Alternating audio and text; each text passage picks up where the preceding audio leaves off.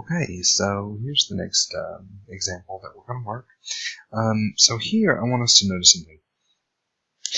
In the last example, we were just able to multiply one line to get, remember, we're looking for the same coefficient.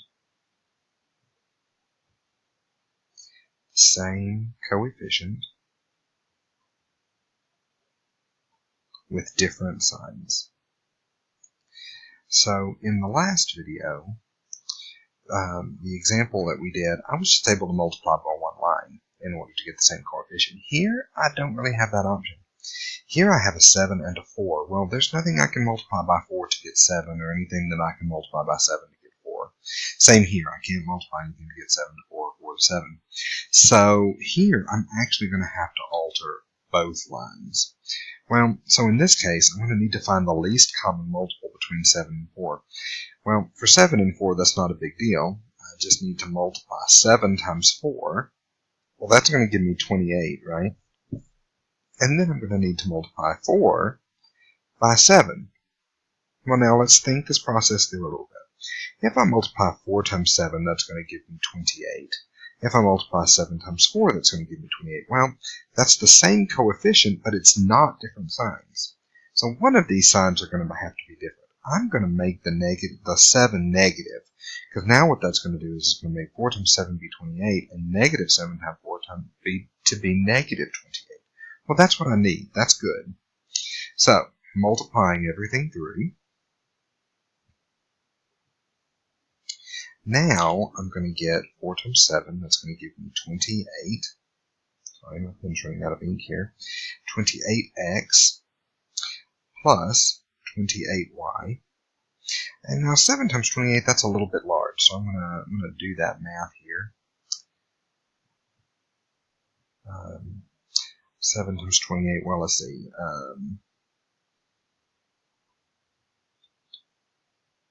So 7 times 28, that's going to give me 196. Okay.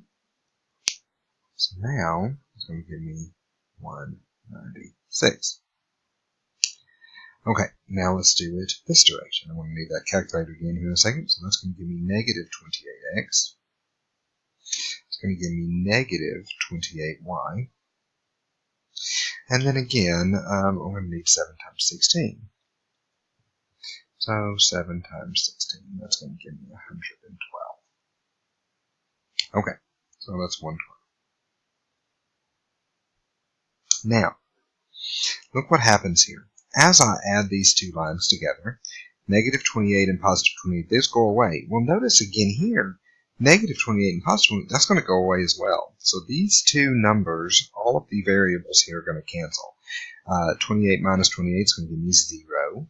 And then 28 minus 28 is going to give me 0. And then here, 6 minus 2 is 4, 9 minus 1 is 8. So I get this statement that 0 is equal to 84. Well, that's obviously not true. Okay? 0 is never going to equal 84. So because this is not true, and it will never be true, this answer is going to be no solution. Okay? Anytime I have two numbers that don't equal each other and I have no variables left, I'm going to get a no solution to that problem. So the important part of this problem is knowing that sometimes I have to multiply by the least common multiple, or I have to multiply both lines by a different number in order to make this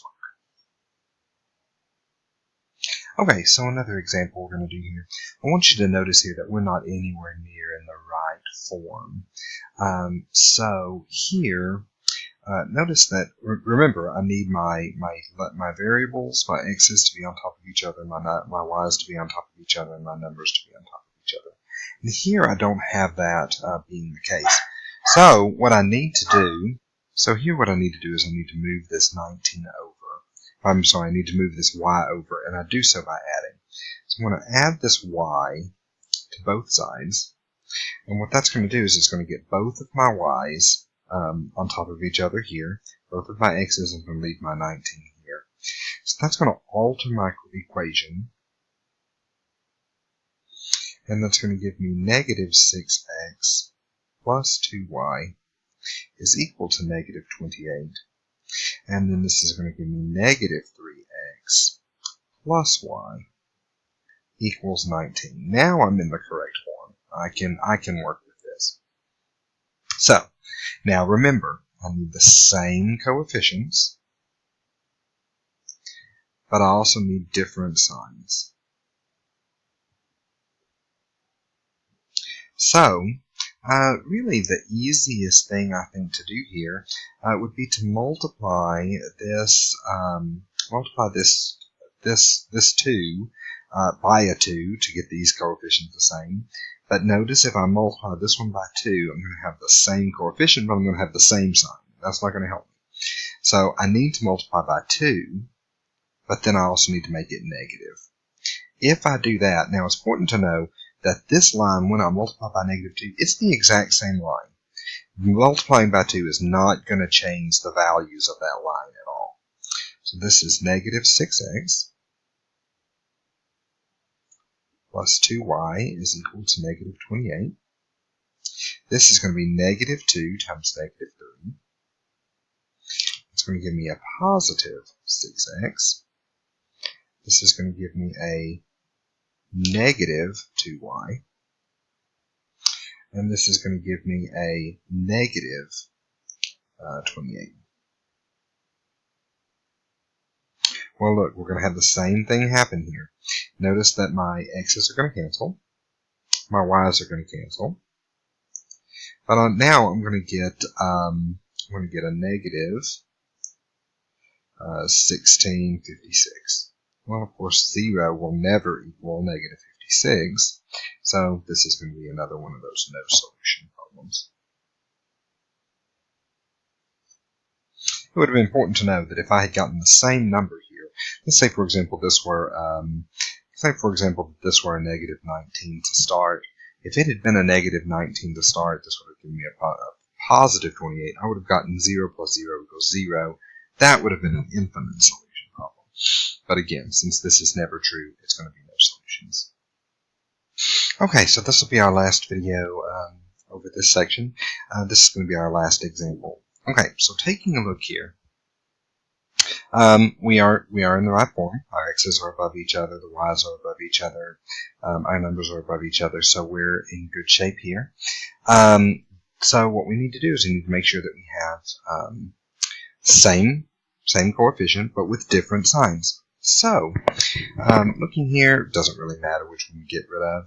Let's get rid of our y's. They're smaller numbers.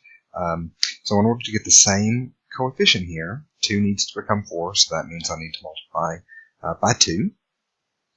So if I multiply 2 times 2, that's going to give me 4. But now I've got the same coefficient, but the same sign, so now I need to make this become negative. Because negative times a positive is going to give me that negative.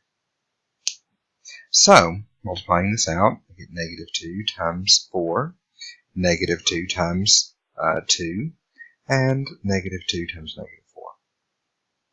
Now, what this is going to look like, negative 2 times a positive 4 is going to give me negative 8x.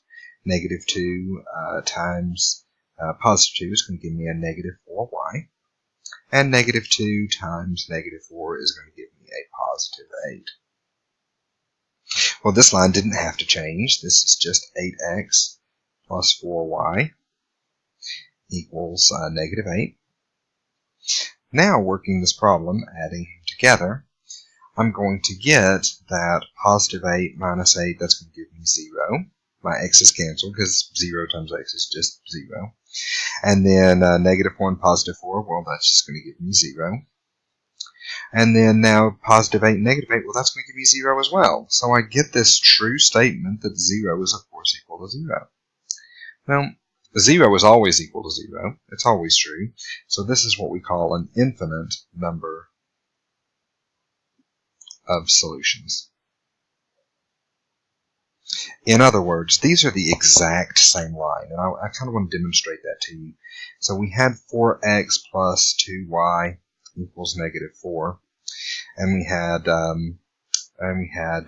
8x plus 4y equals negative 8. Well, we can do anything to both sides of the equal sign. So just to show a point here, I'm going to divide 8 by 2.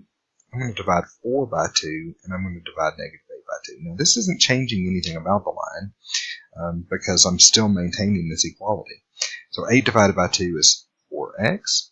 4 divided by 2 is going to give me 2y.